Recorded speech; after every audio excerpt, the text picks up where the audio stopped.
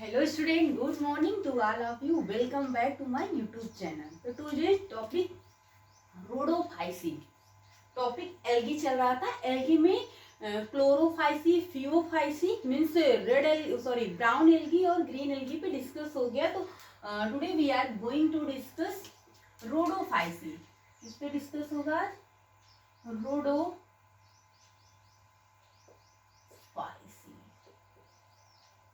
Rhodophyceae इसको क्या कहते हैं? Red algae. आज हम रेड एल्गी पे डिस्कस करेंगे. Algae is a very important topic. Red algae तो हेडिंग आप अच्छे से मेंशन कर लीजिए. Red algae.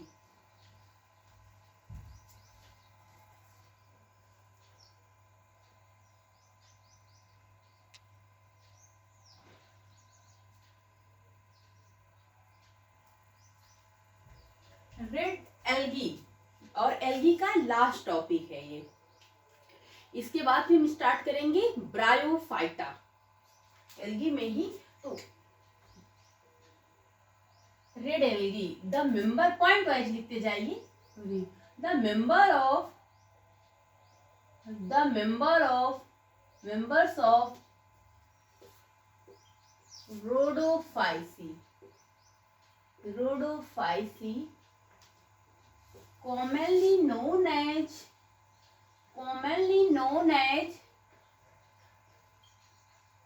red algae means इनका कलर लाल होता है. क्यों होता है आगे बता रहे हैं. तो मेंबर ऑफ रोडोफाइसी के जो मेंबर होते हैं उनको हम रेड एल्गी कहते हैं. बिकॉज द प्रेजेंस ऑफ क्यों कहते हैं ना why presence of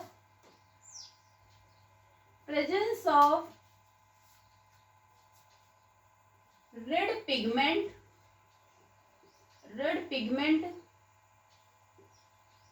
are change करने कलर आर फाइकोइरीथीन. तो member of Rhodophyceae commonly known as red algae because the presence of predominance of red algae. यहाँ पे प्रीडोमिनेंस होता है ना. Predominance of red algae sorry red pigments are phycoerythrin in their body. इनकी body में क्या होता है? जो अगर आपसे यहाँ पे क्वेश्चन ऐसे भी पूछा जाता है कि जो एल्गी का रेड कलर होता है वो किसकी प्रेजेंस से होता है, तो आर फाइकोइरीथीन ये क्या होता है? पिगमेंट्स होता है. प्रीडोमिनेंस कहते हैं. पिगमेंट्स होता है जिसकी वजह से रेड एल्गी का कलर जो है ये रेड होता है. अब यहीं पे लिख लीजिए रेड एल्गी फाउंड कहां पर होती है? फाउंड इन सम मीन्स कुछ जो होती हैं फ्रेश वाटर में पाई जाती हैं. सम फ्रेश वाटर में एंड मोस्ट ब्रैकिश वाटर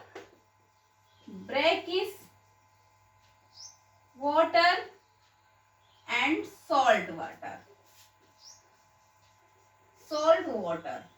इतना नोट कर लीजिए.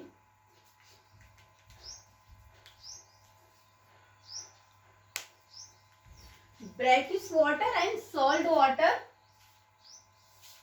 आई थिंक हो गया होगा.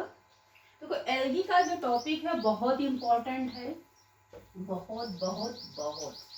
और ये क्या होते हैं? मेराइन होते हैं. क्या होते हैं? मेराइन होते हैं.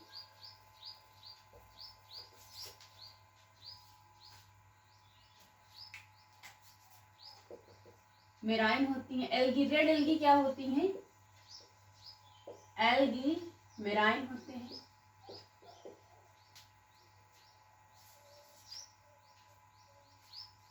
एंड which great concentrated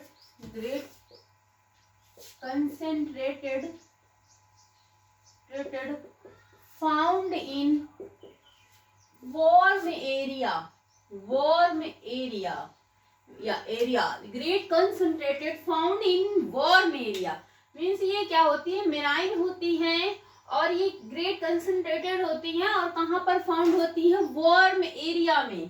कहाँ पर, वार्म एरिया में फाउंड होती है कौन, रेड एल्गी। कहाँ पे फाउंड होती है रेड एल्गी, कहाँ पे, वार्म एरिया में। और नेक्स्ट पॉइंट है जो इम्पोर्टेंट है, इसमें आपसे पूछ लिया जाएगी कौन सी क्लोरोफिल प्रेजेंस होती है, कौन सी क्लोरोफिल। तो यहाँ पर क्लोरोफिल ए और डी, देखो ग्रीन एल्गी में हमने आपको बताया था क्लोरोफिल ए और बी, और ब्राउन एल्गी में क्लोरोफिल ए और सी प्रेजेंस होती थी, एंड रेड एल्गी में क्लोरोफिल ए और डी प्रेजेंस होगी। ये क्वेश्चन बहुत पूछा जाएगा। तो यहाँ पे प्रेजेंस ऑफ क्लोरोफिल कौन सी, प्रेजेंस ऑफ, पॉइंट वाइज ही लिखते जाइएगा, प्रेजेंस ऑफ, यहीं से आपको क्वेश्चन यहीं से निकल के आएंगे क्वेश्चन के answer. Presence of chlorophyll, chlorophyll means ये क्या कहते हैं, रेड जो ब्लू है मार्कर, ये बहुत लाइट चल रहा है ना, देखने में प्रॉब्लम होगी। प्रेजेंस ऑफ क्लोरोफिल, तो क्लोरोफिल ए एंड क्लोरोफिल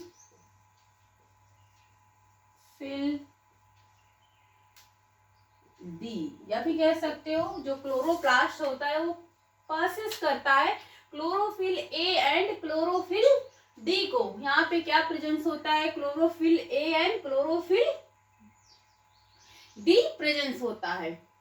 आगे है, जैसे आपसे पूछ लिया जाए कि यहाँ पे सेल वॉल इनका कैसे होता है, सेल वॉल, तो सेल वॉल जो होता है सेलुलोज होता है या सेलुलोसिक बोल सकते हैं, सेलुलोज,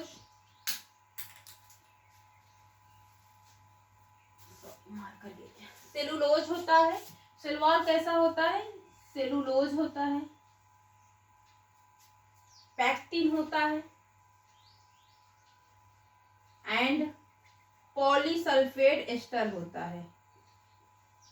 इधर नहीं दिख रहा ना, नीचे लिख लो, पॉलीसल्फेट एस्टर होता है, इतना नोट कर लीजिए, पॉलीसल्फेट एस्टर होता है। सेलुलोज या सेलुलोसिक हो सकता है, या फिर आपसे पूछ लेते हैं ये कवड़, सेलुलोसिक तो होता है, ये कवड़ किससे होता है, अलग बुकों में कही दिया है, तो ये पेक्टिन होता है, ऐसे बेक कर लीजिएगा।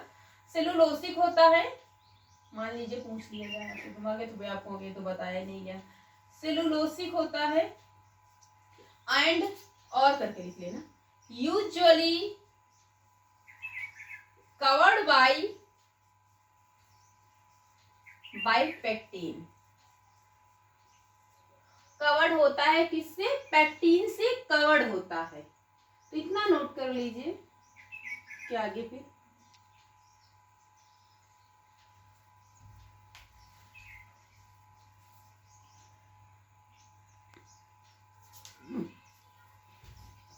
नेक्स्ट और क्या होते हैं, देखो जितने भी पॉइंट लिखाए जा रहे हैं कोई भी आपका ये नहीं है कि इम्पोर्टेंट नहीं है, all point is important, very important. ऐसा आप कोई पॉइंट नहीं लिखाया जा रहा है जो आप कह सकते हैं कि मैम ये इम्पोर्टेंट नहीं है, सारे पॉइंट आपके बहुत इम्पोर्टेंट हैं, सारे आपके एग्जाम में, या फिर आप कोई नीट की एग्जाम देंगे तो उसमें पूछा जाएगा, आपका मेडिकल का जो एग्जाम होगा। देखो ये फाउंड करते हैं बोथ में, कैसे फाउंड बोथ, बोथ अब क्या होगा, वेल लाइटेड, कुछ लाइटेड एरिया होती है जैसे कि वेल लाइटेड रीजन, बहुत हल्का region, regions close to the water surface, जो कि वाटर सरफेस से क्लोज होते हैं, close to the water surface. And दूसरे क्या होते हैं, एंड और ये क्या होते हैं, फाउंड करते हैं कहाँ पे, found in great depth, found in great depth में तो बहुत सारी गहराई में, डेप्थ इन ओशियन, ओशियन, जो ओशियन से उसकी बहुत गहराई में रेड एल्गी पाई जाती है। कौन सी? रेड एल्गी पाई जाती है। एंड व्हिच, या फिर ऐसे लिखते व्हिच रिलेटिवली, पूरा पॉइंट लिख लीजिए, अभी आपको समझा रहे हैं। Relatively little water, little light penetrate,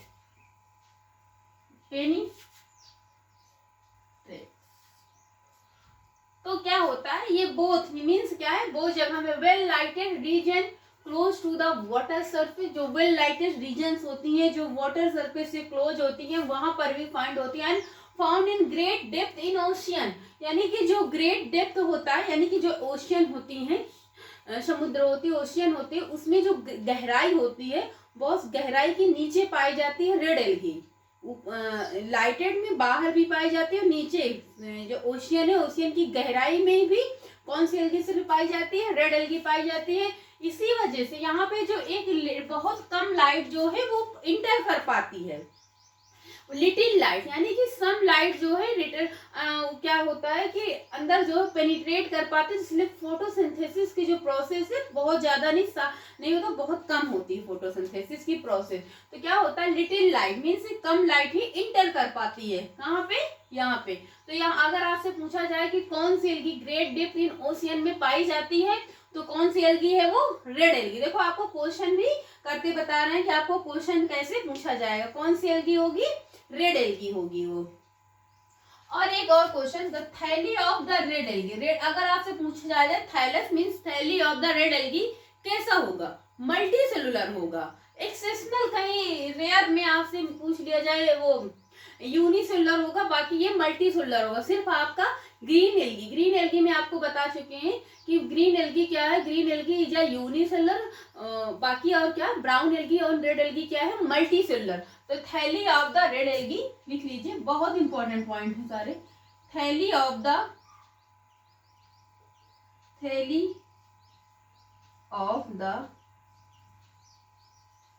red algae, red algae is multi cellular होता है। क्या होता है? Multi cellular. अब इसका थैलस कैसे होता है? मल्टी सेलुलर होता है। और यूनिसेलुलर किसमें होता है? ग्रीन एल्गी में। यदि आपसे पूछ लिया जाए कभी कि red brown and green algae में डिफरेंस लिखिए, या फिर रेड ब्राउन और brown red and red green पूछ लिया जाए, तो डिफरेंस आप इजीली, आपको अलग से लिखाने की नीड नहीं है। आप इन्हीं वर्डों को जो लिखाया जा रहा है, इन पॉइंटों के ध्यान से समझिए और याद रखिएगा, इन्हीं से आपको डिफरेंशिएट करना है, अलग से नहीं। और इसमें क्या है, स्टोरेज फूड पूछ लिया जाए, नेक्स्ट पॉइंट है स्टोरेज फूड। स्टोरेज फूड क्या है? अच्छा नीचे दिख नहीं रहा ना,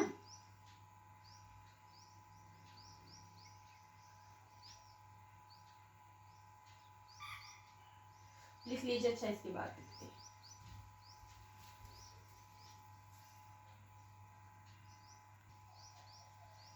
दिख रहा है वैसे।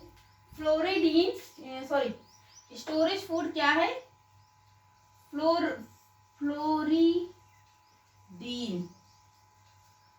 फ्लोरिडीन स्टार्च, इतना लिख लीजिए, इसके नीचे फिर आगे ऊपर लिखेंगे। स्टोरेज फूड क्या होता है? फ्लोरिडीन स्टार्च होता है।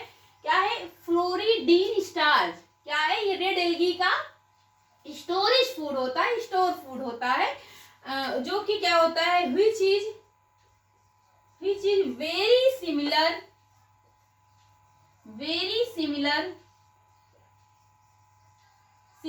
इन amylopectin and glycogen in structure.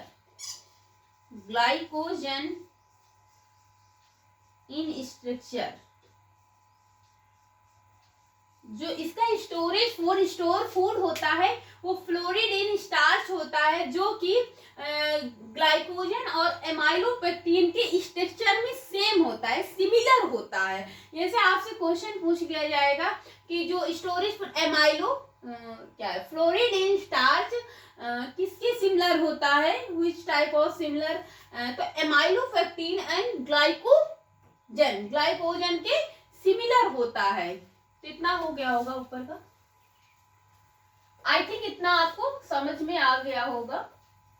Storage food हो गया। अब इसमें आपसे ये पूछ लिया जाएगा रेड एल्गी कौन कौन सी होती हैं ना, एग्जाम्पल ऑफ रेड एल्गी, यहां से एग्जाम्पल ऑफ रेड एल्गी ऐसे करके लिख लो, नहीं बाद में फिर ये होता है कि माइंड से मिस हो जाता है, तो डायरेक्टली लिखना है। तो कौन कौन सी है, ग्लेसिलेरिया, ग्लेसिनेरिया नहीं, ग्लेसिलेरिया है, ये ग्लेसिनेरिया, ग्लेसिलेरिया है, ग्लेसिनेरिया है, ग्लेसिलेरिया, जिलेडिन, जिलेडिनस या जिलेडिन है, porphyra, gracilaria, gelidium, gelidium, porphyra, porphyra and polysiphonia, and क्या होगा, पॉलीसिफोनिया। पोरफायरा हो गया, ग्लेसिलेरिया हो गया, जिलेडिनस हो गया, एक मिनट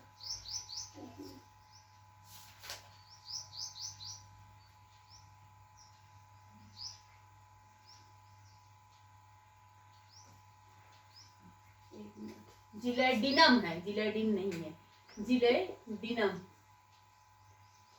डिनम, ग्लेसिलेरिया, पोरफायरा, पॉलीसिफोनेरिया है, पॉलीसिफोनेरिया। अब इसमें देखो, इसमें क्वेश्चन आपको यहीं से कुछ मिलेंगे, क्वेश्चन के आंसर। पोरफायरा क्या होता है, इसमें क्या होता है, ये प्रोटीन कंटेन करता है, इसमें एक क्या होता है, लार्ज प्रोटीन कंटेन होता है, 30 to 35, यहाँ पे क्या होता है 30 to 35 प्रोटीन कंटेन करता है, 30 to 35% प्रोटीन कंटेन करता है।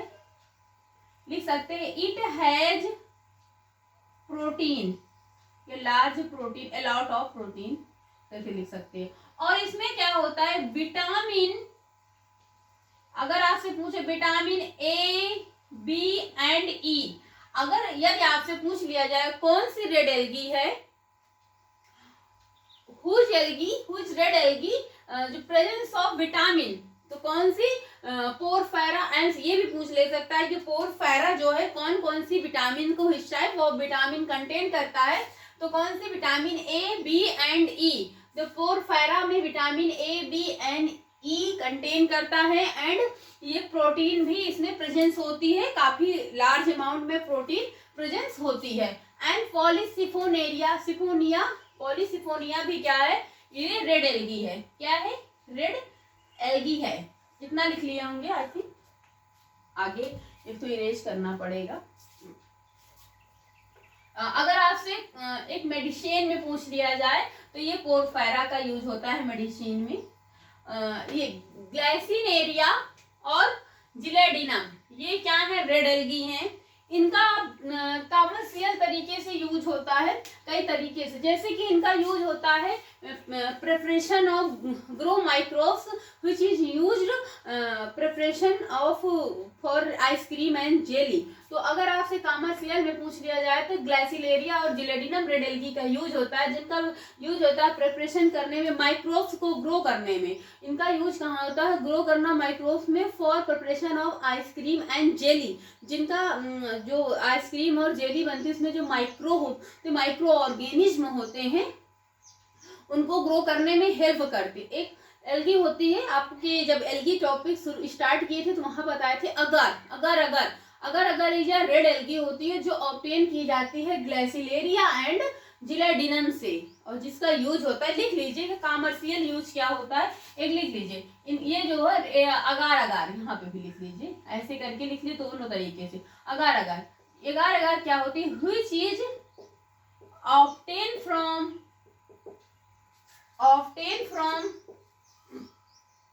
ग्लाइसिलेरिया एंड जिलेडिनम से ऑब्टेन की जाती है। और क्या ये क्या करती है, ग्रो करती है माइक्रोब को, ग्रो, ये act as grow microbe which is use, जिसका यूज होता है प्रिपरेशन ऑफ तैयार करने में, preparation of ice cream and jelly के यूज में होता है। तो ग्लेसिलेरिया और जिलेडिनम कैसी एल्गी हैं, रेड एल्गी हैं। और ये अगार जो अगर रेड एल्गी होता है वो ग्लेसिलेरिया और जिलेडिनम से ऑब्टेन किया जाता है, जिसका यूज होता है ग्रो करने में, या एक्ट क्या करती है, ग्रो करने में माइक्रोब्स को, जिसका और जो यूज करता है which is preparation of ice cream and jelly के प्रिपरेशन में यूज होता है।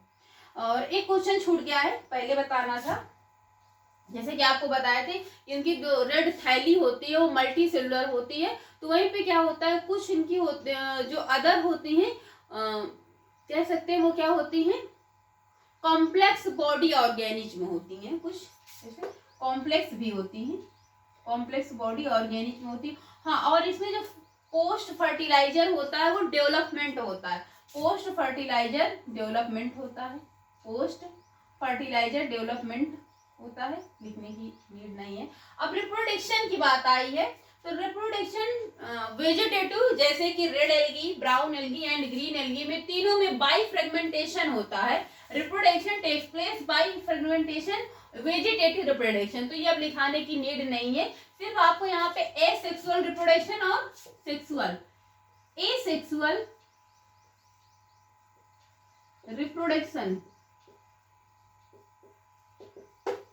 एसेक्सुअल रिप्रोडक्शन क्या होता है, टेक्स प्लेस बाय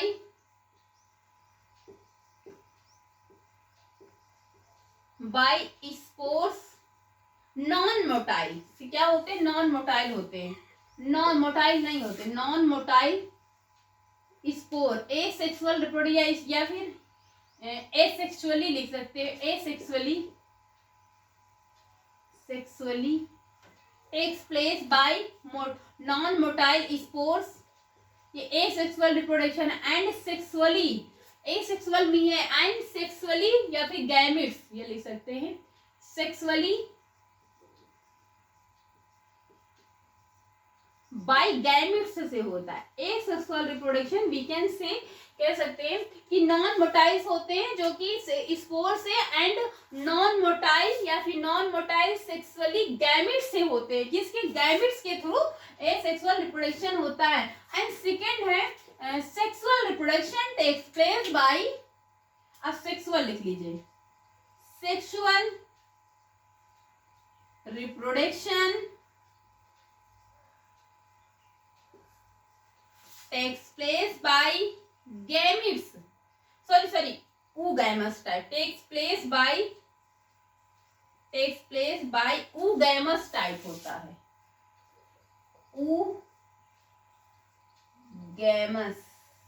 oogamous होता है। तो सेक्सुअल रिप्रोडक्शन गैमस होता है एंड एसेक्सुअल रिप्रोडक्शन स्पोर्स या फिर गैमेट्स के थ्रू होता है।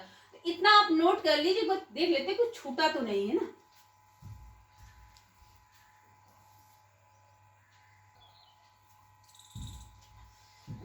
मोस्टली कंप्लीट हो गया, सिर्फ एक पॉइंट छूटा हुआ है। आपको ये लिखाना भूल गए थे कि सोर्स ऑफ फूड सप्लीमेंट क्या होता है। जैसे कि ब्राउन एल्गी में सार्गेशियम होता था और ग्रीन एल्गी में क्लोरेला होता था, और रेड एल्गी में तो सोर्स ऑफ फूड सप्लीमेंट